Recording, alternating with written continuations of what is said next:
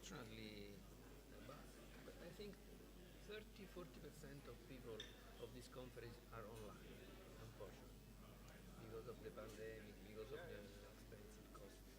Still, we got a lot of people. Yeah, but normally more, Yeah. this conference. Yeah. I mean, until 2019, very, very crowded. Yeah. Yes, How was it many people in 2019? 40, 45, 100? 400. Yes, 400, 400. But even now, even from what Sodris was telling me, it's close to 400. I don't know exactly if they are here in presence or are.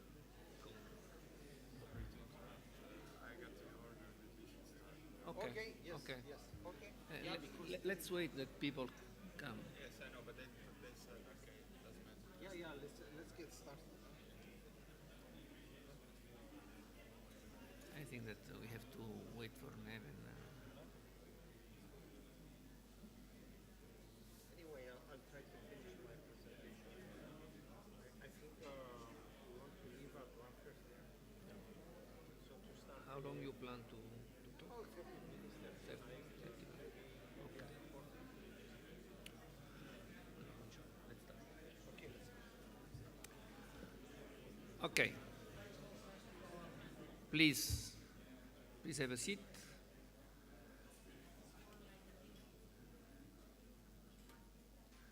Thank you everybody for coming, and it is a pleasure for me to introduce Professor Athienitis for his presentation titled Modeling and Design of Smart, Resilient, Net Zero Solar Building and Communities. And I would like to remember that I met Professor Athienitis, Andreas, in 2014 in Montreal. Then we become friends, and we have several collaborations now also involved PhD student in co-tutel and scientific collaboration with my university.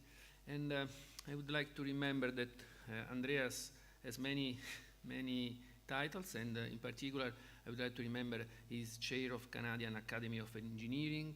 He's also chair of NSERC, Natural Science and Engineering Research Council in Canada. He is also director of Concordia Center for Zero Energy Building Studies. He holds the Hydro-Quebec Industrial Chair, and he is professor or research professor at the Department of Building, Civil and Environmental Engineering. So he's for sure a worldwide expert in NZEB, in zero energy building, and also in the topic of building integrated solar system. So it could be very interesting to listen his speech that I encourage Andreas to start. And please, Andrea. Thanks, Adolfo. It feels good to be back at home. I grew up in Cyprus, although I have been in Canada for more than 40 years. Sorry, I have to remember that you are from Cyprus. Okay. Of course, he is from Cyprus. That's okay. So it's nice to be in this location, although originally I'm from a town called Athienu. It's named after my grandfather. No, I'm joking. No, no, my grandfather went to another town, so they called him Athienitis, and he was a builder actually. So we come from a construction family, and it's nice to be in this type of conference where we talk about resilient communities and smart buildings and renewable energy. So I'm very pleased to see our friends from U of Naples and make new friends from Croatia, Dr. Neven. Very nice conference and very well organized. We have 4 PhD students presenting. 2 of them are joined with University of Naples. So it's good to establish these joint programs, I think, between Canadian universities and European universities. So this is one of our objectives of coming to these conferences. We have another colleague, Caroline Hachenfermet, who is joining our university, originally a graduate of our university. And We hope one of the future conferences will be in Canada, I think from our friend Umberti from Toronto Metropolitan University has expressed interest to organize it. So just to say a few more things about one of the objectives of my talk is to establish a dialogue with European Union countries, especially about policy, given that I'm chair of a policy roadmap from the Canadian Academy of Engineering that looks at resilient, decarbonized communities, basically with deep integration of renewables. So we hope to start this dialogue a bit more. And so I'll be talking about a range of topics. Now, in North America, ASHRAE, the American Society Affecting Refrigeration and Air Conditioning, is probably the most influential society that influences government policy both in the US and Canada. So a lot of these recommendations, when they are proposed by ASHRAE, they carry a lot of weight. Because it has been a long time society that used to focus more on heating, ventilation, and air conditioning, but now it defines itself as a built environment society. So it has drastically changed its position. So it's both American and Canadian scientific and industrial society. And so it carries a lot of weight in its recommendations, as I said. I noticed that in Europe, a lot of the recommendations tend to come more from policymakers and go to the scientific community. It's interesting, it's a different approach, and I think both are valid. So we have a lot of changes in technologies, like integration of electric vehicles, which is happening a lot, especially in the province of Quebec. In Canada, you know, Canada has a special nature. Quebec is more francophone, and then the other bigger province, Ontario, is more anglophone. So in Quebec, there is most of the energy is produced from hydroelectricity. Over 98% is from hydroelectricity.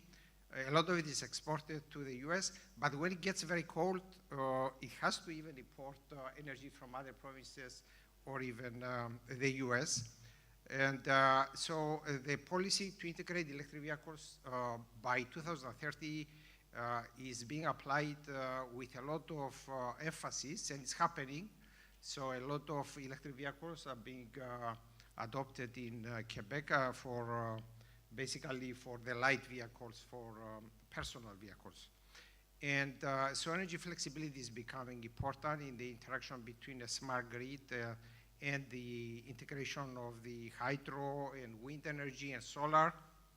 A lot of changes are happening in buildings with the introduction of new technologies, everything from daylighting devices, devices to basically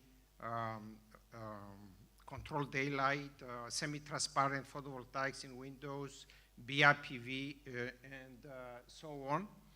And so all these technologies that are coming together now, everything from EVs to different renewable energy technologies, bring a lot of possibilities, but also a lot of challenges in the integration.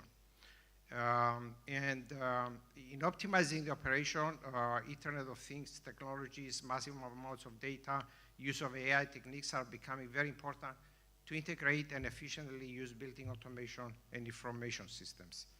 So we have been doing in my team, the center that I lead, a lot of work on the smart net zero energy building concept that focuses a lot on building integrated solar and the integration of the various technologies, everything from active and passive thermal storage, heat pumps, increasing electrification with BIPV and now EVs.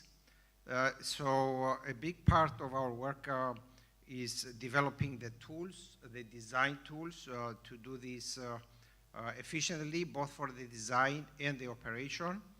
And Some of the projects we have been involved in addition to the traditional academic research on technologies and simulation are buildings, real buildings in which we played an enabling role, an advisory role as a advisor on the integration of the technologies, and even did some of the preliminary design, including some buildings on campus. The first building on the left is a near net zero house built in 2007 actually.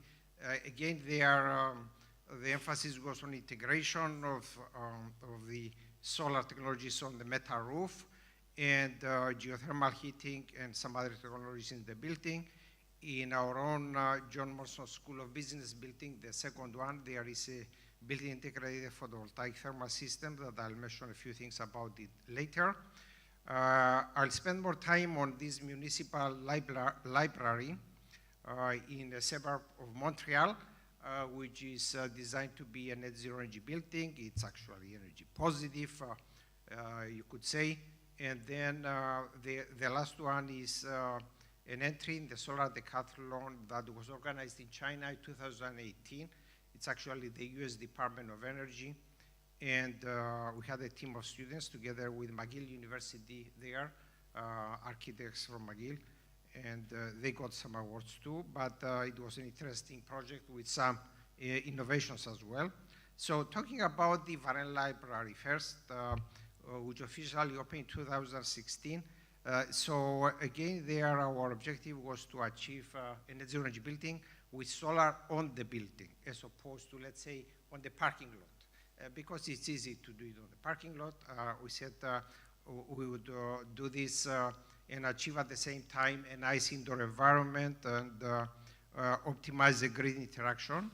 So it has become like a living lab for us ever since. So we use it even to do some testing, especially on the grid interaction. We have a collaboration with a controls company, which is Regulvar, a Canadian controls company. And so this building includes a BIPV system, which is partly with heat recovery, so-called BIPVT. And also 2 EV charging stations. It has received several awards. So we worked very well with the library, with the municipality. Here you see the mayor and several of our students, Costa Gapsis, who's now a professor at the University of Waterloo, some other students, PhD and so on, getting an award there. And so we were involved then in this building from the early conception stage, where we try to optimize the shape as well. For example, to have a slope that doesn't collect snow. So it turns out that in that region, a slope of about 40 degrees will work well. And so this is what we did.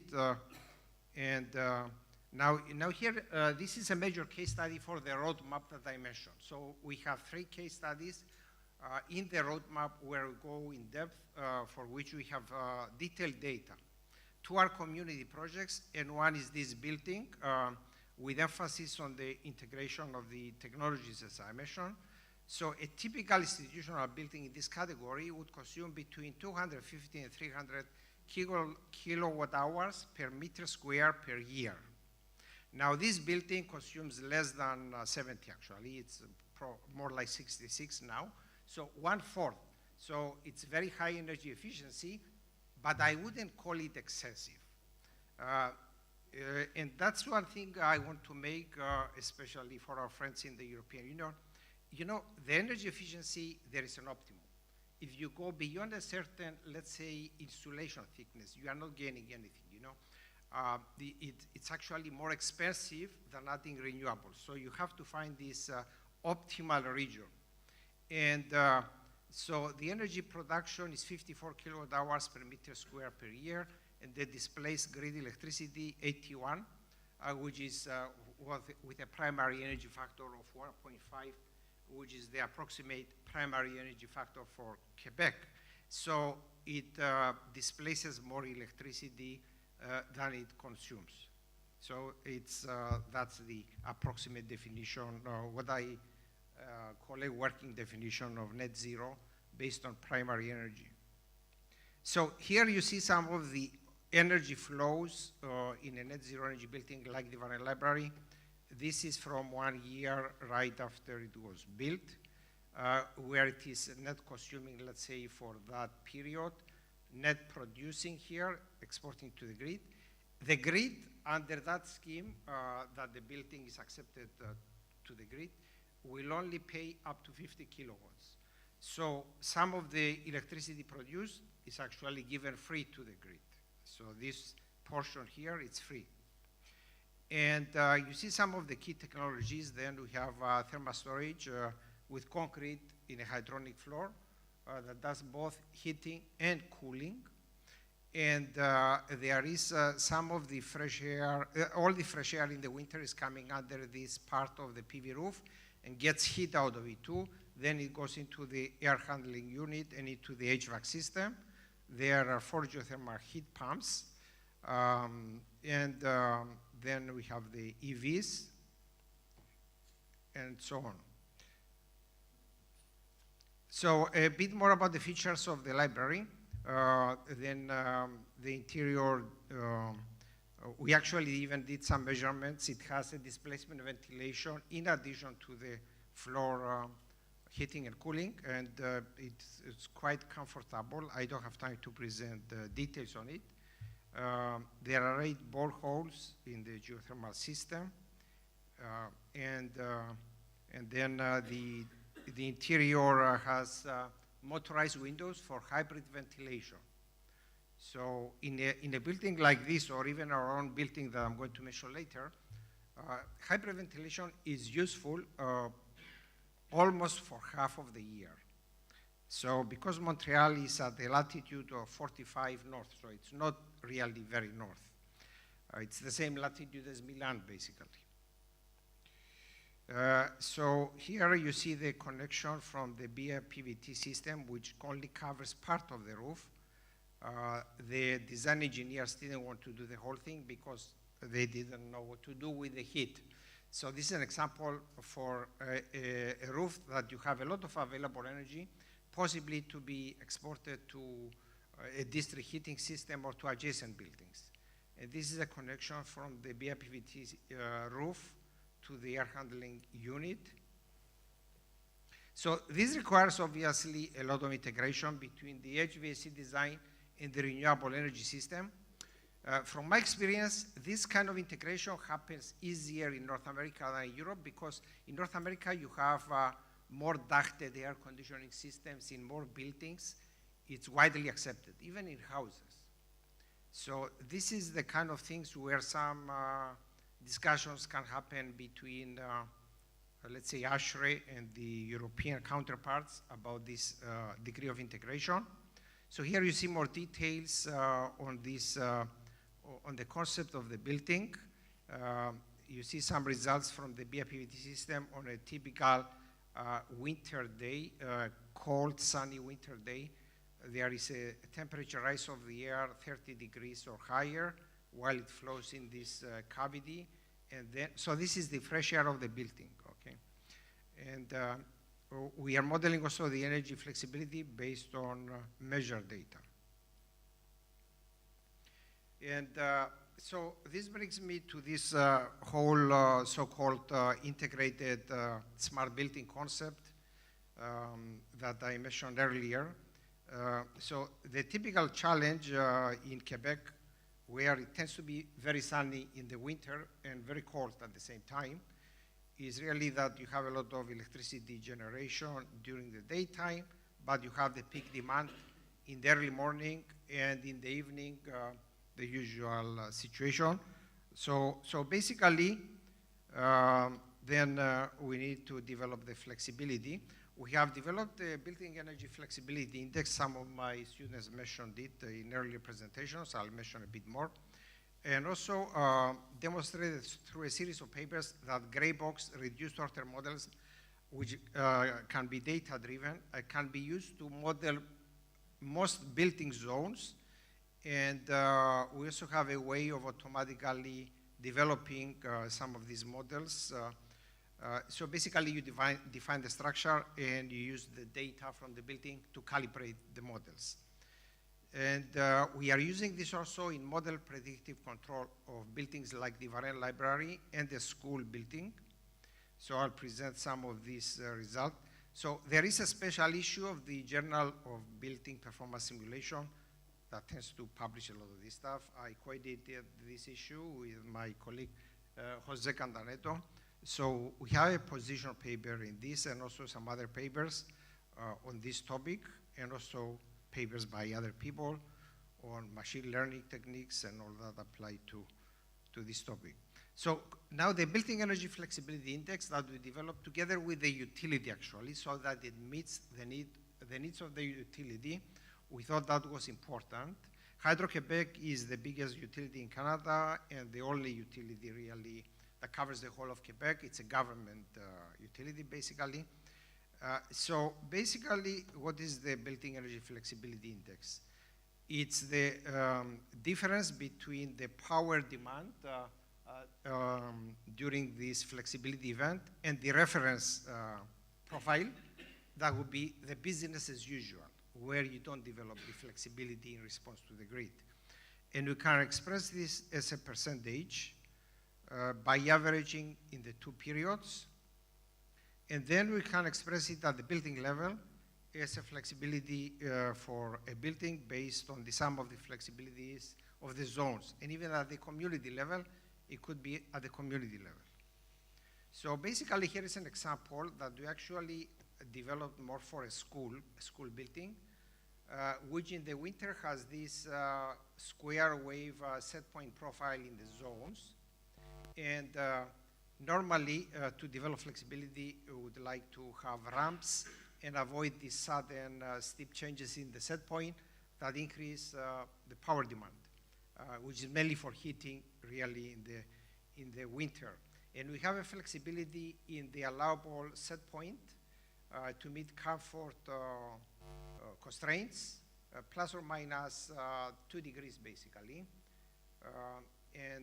So this gives us the possibility to go from this peak reference power, which happens when you have a step set point change in the early morning, to go to this flexible power demand profile for heating, and similarly for the evening peak. So this shows this average BEFI, the Building Energy Flexibility Index, during the 2 peak periods for the grid, where the grid needs the buildings to reduce their demand. These are from 6 to 9 in the morning and 4 to 8 in the evening to late afternoon. So basically now Hydro-Quebec is also introducing dynamic tariffs, and we are participating in optimizing those tariff structures.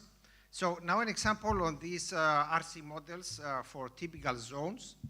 So there are 2 types of zones which are very important in buildings. One are those heated with convective forced air, and in some cases you have some baseboard heaters, which is more natural convection. So you could make the case you need a separate RC model there. So we have found through many years of work that 3rd to 4th order models are good enough for most purposes for optimizing the operation of the buildings, and I would say even for some design retrofits and design of buildings. So in the case of a concrete floor with floor heating, 3rd to 4th order model, for example, that's the case of the Varenne Library and some of the school zones. We also have some experimental data from some test houses. And through all this work, then we're developing archetype models for different types of buildings, different types of zones, different types of HVAC systems, and energy storage. So here's an example of the school. There is a PhD student, his name is Navid, and working on this school modeling and also the flexibility, and in collaboration with Hydro-Quebec, the utility, the school, and the controls company, which are all partners in this chair that I hold, we are actually applying this. We are going to apply this. We applied it to the Varenne library in a preliminary mode, and we are applying it to the school. And we have shown that through simulations, we can reduce the peak demand by 65%, let's say. So this is a lot. If you apply it to all the schools, there is a potential to reduce the power demand a lot. Now, an example of these archetypes for the zones with radiant heating, let's say. So here we have basically a second-order model for the floor heating with two capacitances, and the pipe is in the center. So if the pipe is in the center, you have less flexibility than if the pipe is at the bottom of the slab, because there is a longer thermal lag effect. It's more difficult to control, but if you have a good model, you can have more flexibility if the pipe is at the bottom. So this was under the IEA annex on flexible buildings. There was a PhD student who did this and is part of that work. So for example, here we have a BEFI of 88%. So we can reduce the power demand through predictive control of the floor heating, essentially heating before 6 o'clock. And so this is quite effective. Now, if the pipe is in the bottom, we achieve a BEFI of 93%. And actually, it's easier to build a floor heating system with a pipe at the bottom, because you put the pipe and then you pour the concrete over it. So actually, the student himself was there when they were pouring the concrete. So this is part of the training of our students.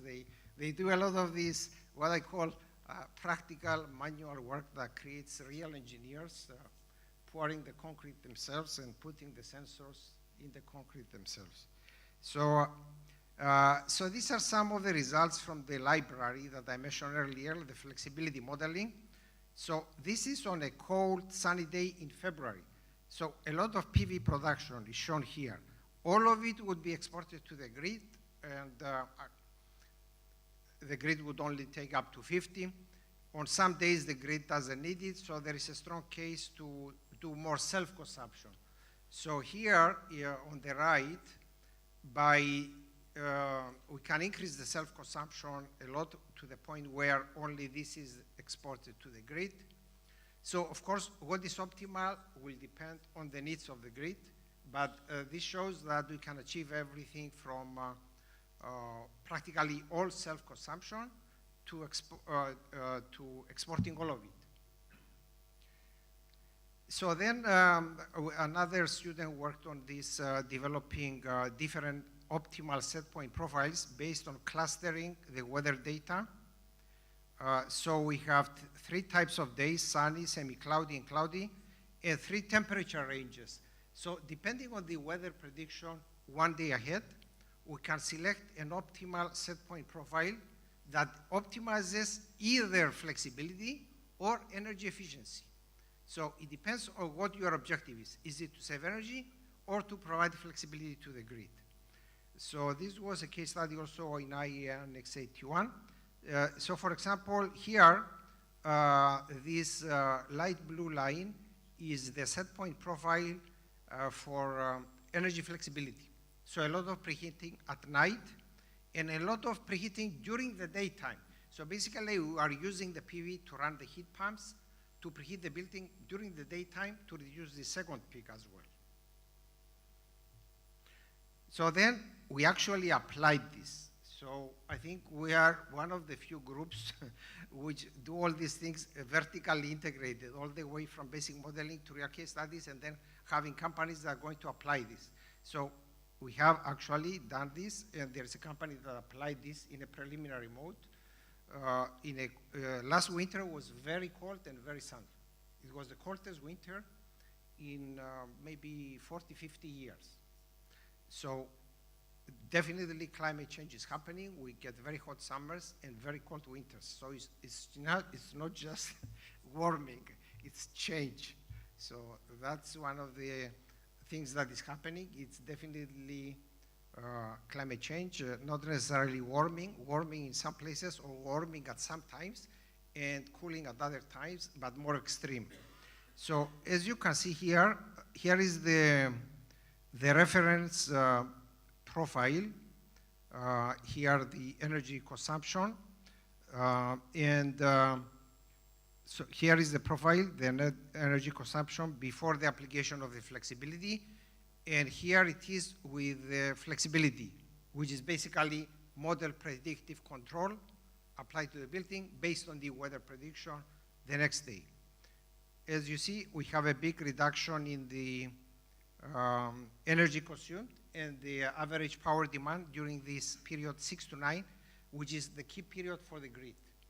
And we have significant also for the second one, but not as much. Again, this was an initial effort, and I think we can achieve practically something close to 100% reduction in those periods for this type of days. And now a few things about what is happening on our campus with some what I call demonstration projects in some of our labs. So I'll talk about this John Morstan School of Business, and also the engineering building. It has a hybrid ventilation system and 2 of our newest labs. So this building here is also relatively new. We had a lot of development in the last years in the downtown campus. So this gave us the opportunity to do a lot of novel things. So we have a built-in integrated photovoltaic thermal system with custom designed PV panels with black framing and everything to preheat the fresh air of the building, and the mechanical room of the building is directly behind the facade. So this was a nice application for our climate. It was under an NSERC strategic research network that we led. The PV panels are the same width as the curtain wall below it, the sections, so it achieves nice architectural integration. The framing is black, and of course it was a new building, so this gave us the opportunity to do this as an ideal project. It would be more challenging in a retrofit case. A lot more research is needed in this area to optimize the design of this type of facades. New technologies are available, electrochromic coatings, different daylighting systems. So one of the things that we are emphasizing in this Canadian Academy of Engineering roadmap is that we need to consider the health aspect of buildings, especially with the amount of fresh air. During the pandemic, it was shown that basically the concentration of the COVID-19 and other pollutants is a function of how much fresh air you bring in. So a lot of the engineers, practicing engineers and operators are resistant to increase the amount of fresh air. Why? Because it's always costs more to heat it. So that's one case that where hybrid ventilation and use of solar air heating can basically give the answers. So in this drive for decarbonization and resilience, we have to remember this health dimension. It's extremely important. And I think that's what we are trying to push on campus. So in these 2 buildings, so this is the business school actually there. We have this capability to bring a lot of fresh air, solar heated basically, in addition to the electricity production.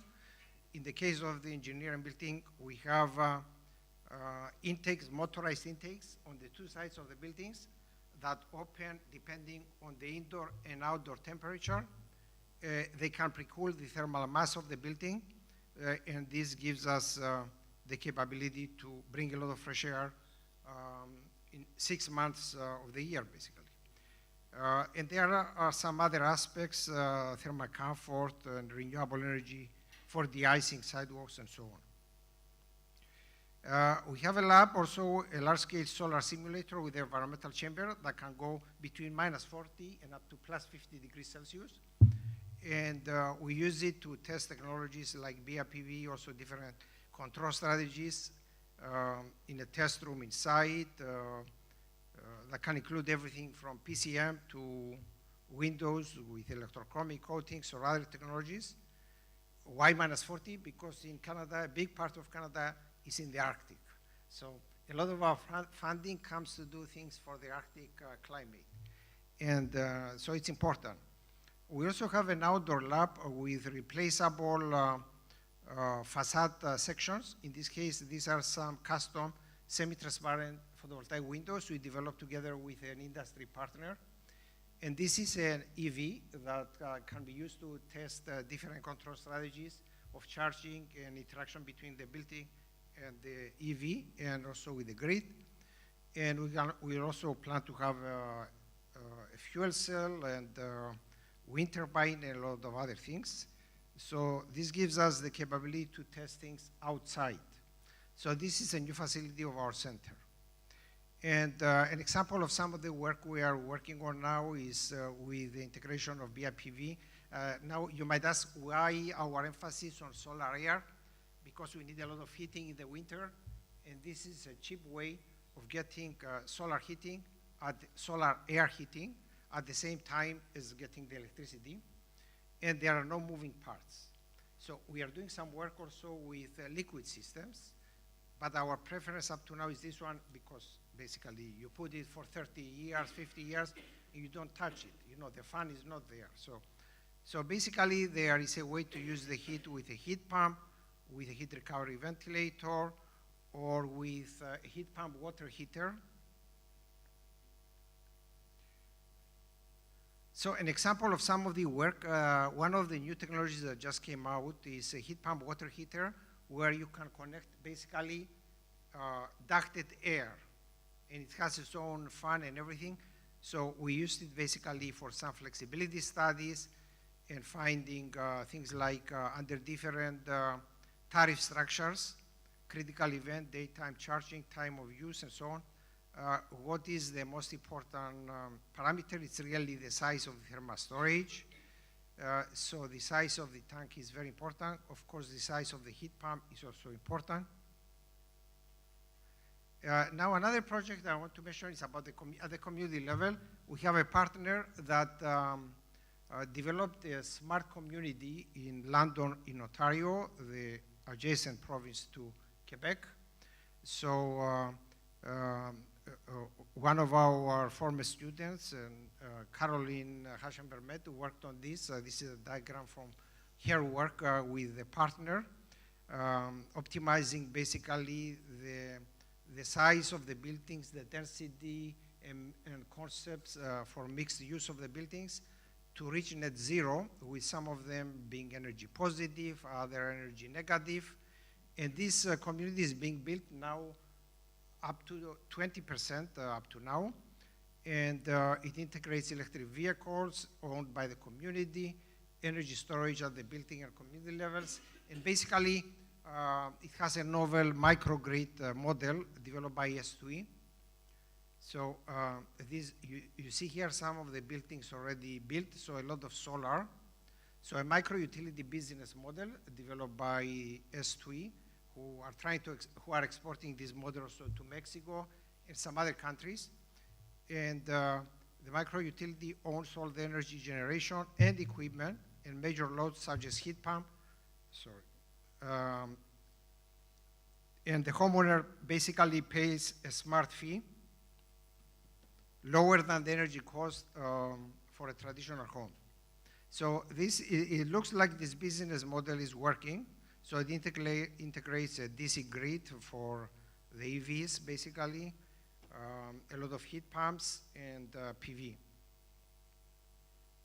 Now, another project that is part of our roadmap that we are in, so these are all part of the roadmap. We go deep into them because we have starting to have data. Now, this is an alter project with seasonal solar heat storage with 144 boreholes, 35 meters deep.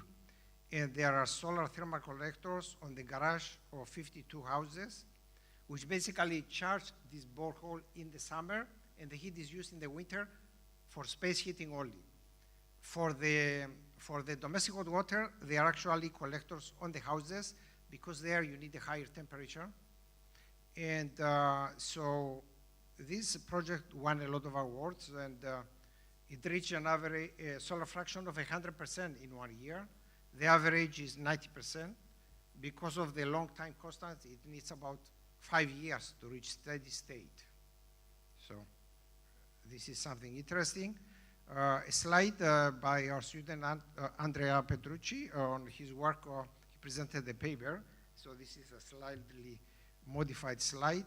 He's studying, for example, implementation of BIPVT plus centralized heat pump, solar source heat pump basically, for a virtual community, looking at the different PV sizes and different sizes of the heat pump, and looking at what is the optimal point from an energy efficiency point of view.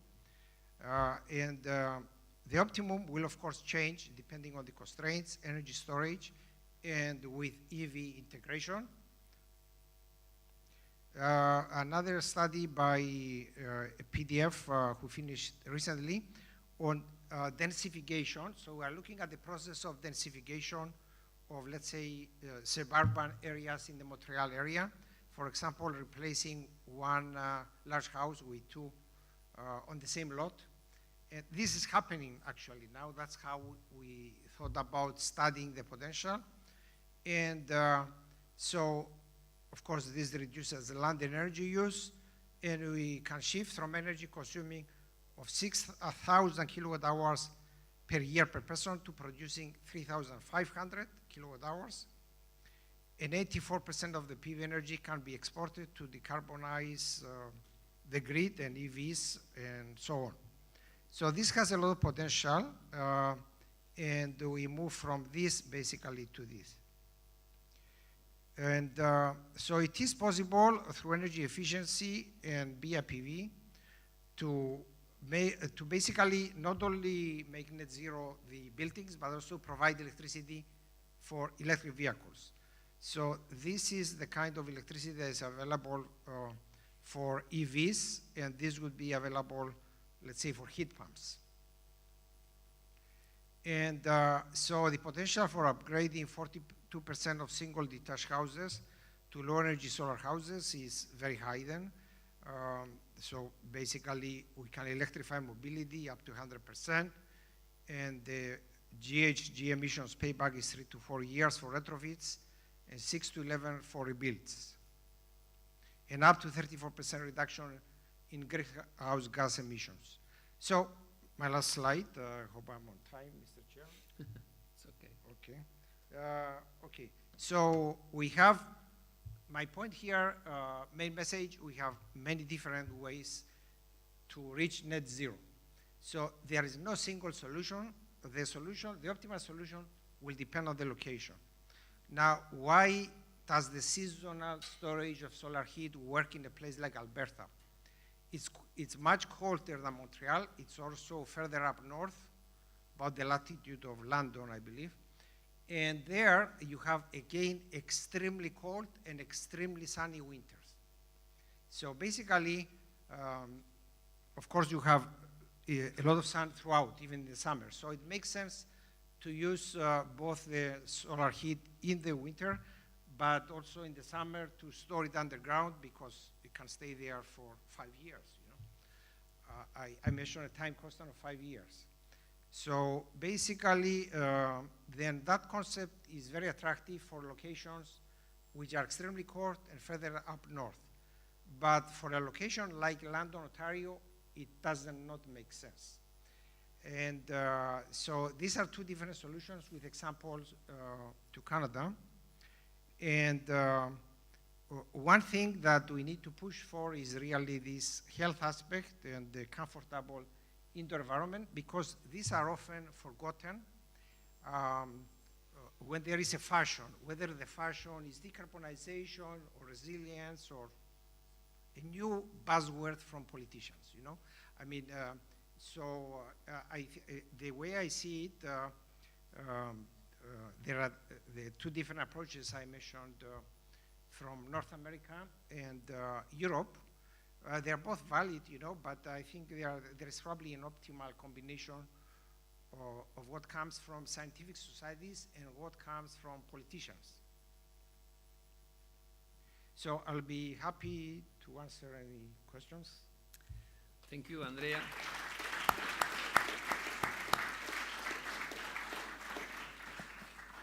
So do you have some question for Andreas? Okay, we have one. Yeah, thanks for the interesting talk. Very good overview, I think. Wait. This is even better. Okay, so I was just saying thank you for the very good talk. I think it was a very good overview of all the different technologies. I was just wondering why the focus on PV plus heat pump rather than just doing solar thermal? Is it too cold for solar thermal, or is it just more costly? No, or we are looking at all possible combinations, solar thermal, PV, PVT, heat pumps, and even some other technologies that I did not mention. So we are looking at different combinations of technologies. Okay, thank you. Yeah. We have some other question. One there. Here. Another one there in first line. Thank you. Hi there, I'm Nicole Miranda from Oxford. I was wondering, you mentioned the thermal comfort for the library, and if you have how you measured thermal comfort of the users, and if you've explored how to measure it apart from temperature. Yeah, that's a very good question. Basically, we're just starting that now. We have done some preliminary measurements of the mean radiant temperature with an infrared camera. And also we have actually sensors in some of the surfaces. For example, the floor, we have measured air velocities, we have measured globe temperature, operative temperature. So there will be a student actually studying that particular aspect. So I would say it's one of the most difficult aspects I have to measure. And initially we made the mistake of assigning one student to do everything, but of course, it's a complex project. So now we'll have one student just focusing on the comfort. No. Then we have a question here in first line. Well, thank you very much for the presentation. I really enjoyed, and it was really inspiring. I'm Carla Montagud from the Polytechnical University of Valencia, and I have probably a simple question doing with what does it mean flexibility? You take advantage of the inertia, thermal inertia of the system, is more doing with that. That is a simple question. And then a comment regarding with your suggestion that we should find a compromise solution between politicians and scientists. Well, I have to let you know that in my campus, I am Deputy Director of the School of Industrial Engineering for Sustainable Development. And we've been like 10 years suggesting the scientists inside UPV. We've been 10 years suggesting the rectorate to do things, to transform the campus in order to be more sustainable, but they didn't like, they didn't want to do it from the politician point of view. Yeah. But then, if you suggest, you need politicians to follow. Yes. Otherwise, it will not happen. Yeah. This is what happened Yeah. to us. Yeah, Yeah. thank you. That's always the eternal problem, how to convince even the administration of universities to do things, it's always a strategy, you have to have a strong group supporting you within the university, and there is a communication strategy. You have to present things in a simple way. Very often scientists cannot present things in a simple way. I keep telling that to my students. I tell them, use a bigger font, use different colors, but some of them listen, some of them don't. Most of them don't. If you tell them 10 times, maybe they will listen. So the same applies to academics. You need a very good communication strategy, and it helps if you have a strong society like ASHRAE behind you, So even ASHRAE, okay, it's based in the US, but it's also a Canadian society. Now, if we go and tell the Canadian government something, typically they are not going to listen. If we tell them together with ASHRAE, immediately they say yes. So it has to be really an approach that is practical And if it is too complex, again, they are not going to listen, you know. We had a joint workshop, EU and Canada, and I presented there also. And there was an agreement that health has to be part of this whole approach, and then resilience plus decarbonization have to be also together, because in some cases the grid, you know, there is interrupted, or there is some already war, and this is happening now in Ukraine. You know, I mean, you have the resilience, you need to be able to produce some local power, and now coming back to your first question about the flexibility. It's not only the thermal inertia, it's the thermal inertia plus other storage. It could be the battery in the electric car. It could be a thermal storage tank. It could be other energy storage devices. But the thermal inertia is the cheapest because it's there. So it has to be the first one. Yeah. Some other question? Another one. Yeah. Please.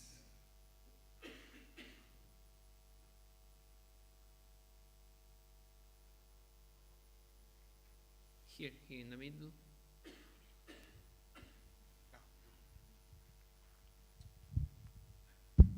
Valentina Serra from Politecnico di Torino. No, it's more a curiosity. You say the word fashion. At this moment, it seems that the personalized environmental comfort system is one of the fashion systems.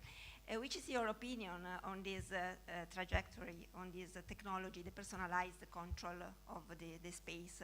The personalized control. Yeah, the PEX. Okay. Okay. I mean, it's a valid approach if you accept that not every part of the building is going to be at the same comfort level. Okay.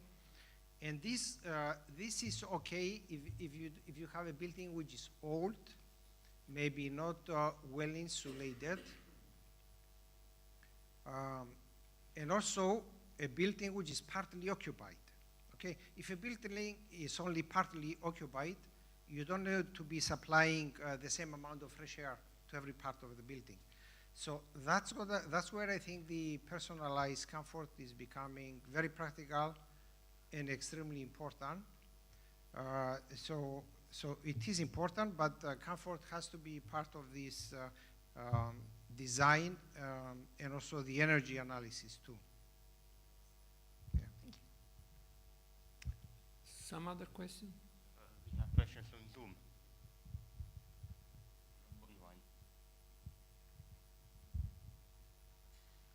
Online question. Yes, we have our first question from Zoom, from Akram Sandwell.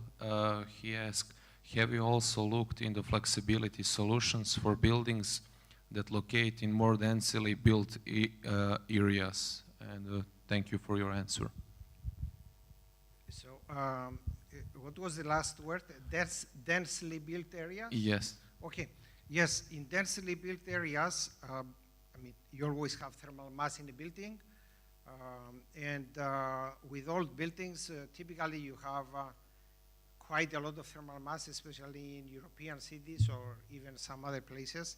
So the challenge will be to have a smart building automation system that can use this flexibility, and also if our approach is used, to have data-driven models for the building, so that together with some sort of weather prediction, you can develop the flexibility. So it will be preheating or pre-cooling. Okay. Some other question? I have a very quick curiosity for you. Because you told us about electric vehicles, I mean future electric vehicles, that could be a chance in order also to make energy efficiency in buildings. Yes. So I will know the answer, but it could be interesting to know how, for everybody, Yes. it is possible to get this, Yes. This target. So basically, I mean, one thing we noticed with the pandemic particularly is that there is an increased number of people working in a hybrid mode, a few days from home, a few days from, physically in the office. So typically, you have the electric vehicle sitting at home, for a big part of the day, and it could possibly be used to store electricity in the battery during the off-peak periods, or even from the PV, and then sell it back to the grid during the high price periods. So this is going to be a very effective model for what I call packages, you know, PV plus heat pumps plus electric vehicle. If you put these three technologies together, plus the thermal mass in the building, you can achieve a lot more flexibility and also get more profits, you know, for the homeowner based on this dynamic pricing of electricity by using them all together, basically. Yes, that's, please, Neven.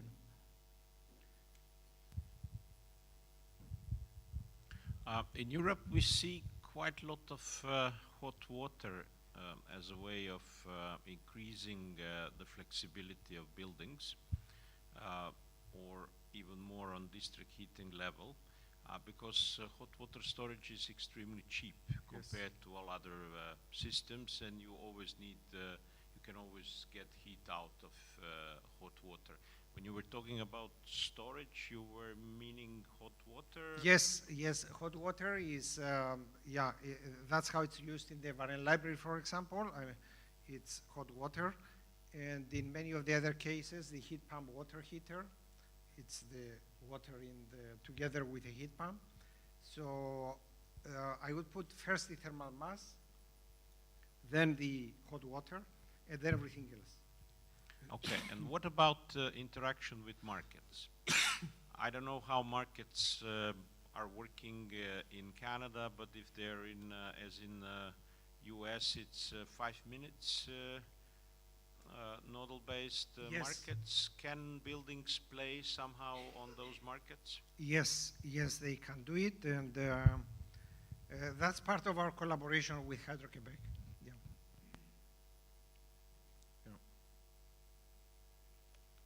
Professor Noro. Thank you for your presentation. Marco Noro, University of Padua. How do you think about hydrogen in buildings?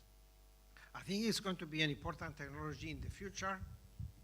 I mean, it all depends how fast the technology develops. Actually, in the test house that I mentioned, we're going to be doing some work with hydrogen as well for fuel cells. So I think it's going to become important. I mean, batteries are cheaper, they have developed faster. The reality is that batteries are really going down in cost a lot. Then there is the issue with materials, of course, and the environmental effects. So nobody knows, I mean, which technology is going to dominate in the future. But in the short term, it looks like batteries will be, you know, in the next 10 years. And then hydrogen is coming. I don't know how fast it's going to come. It depends how fast the infrastructure is built. But it's going to be important, in my opinion, especially for some applications like heavy vehicles and maybe even trains and ships. You know. Yeah. Yeah. Some other question?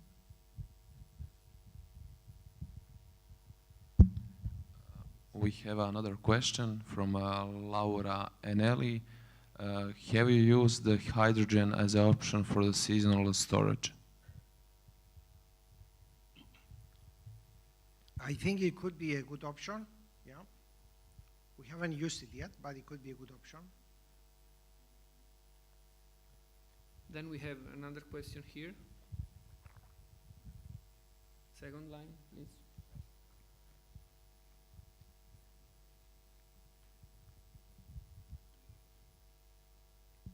Thank you, and thank you for your presentation. I'm Claudia Fabiani from Perugia University, and I was wondering, you've been discussing about the possibility to integrate different kind of renewables and technologies and having to find like an optimum for all this complexity of the system. And it came to my mind that it would be a very complex system, that it's difficult to be used by the occupant properly. So do you think it could be reasonable to start thinking also about a sort of, a way to teach the occupant how to use the best these kind of technologies, especially when they are integrated, and maybe that we could consider also the role of the occupant in the controls, so like develop some kind of triggers that allows the occupant to use the different technologies at the best way possible. Yeah, I think this is very important, and it's happening already with smart thermostats. Some of the smart thermostats have nice graphics that explain easily some of the concepts of set points, for example. But the role of the occupant is very important, and training of people, just like you train people to drive a car, is going to be important. Some more questions? Okay. No, regarding electric vehicles, it's interesting also to think about the possibility to exchange energy between buildings. So let's say, not in Canada, but often in Europe you have historical buildings in the center of the city that you cannot refurbish. You can put renewable energy, solar, for example, renewable energy from house to the office in the center of the city by cars. Yeah. So could be interesting also this concept. I totally agree, yeah. So if we don't have any more questions, I thank you, Andreas, Thank the organizers for your interesting speech, okay. and also for the interesting discussion. And please, probably now we can have lunch. So thank you so much for your attendance. Thank you, Andreas.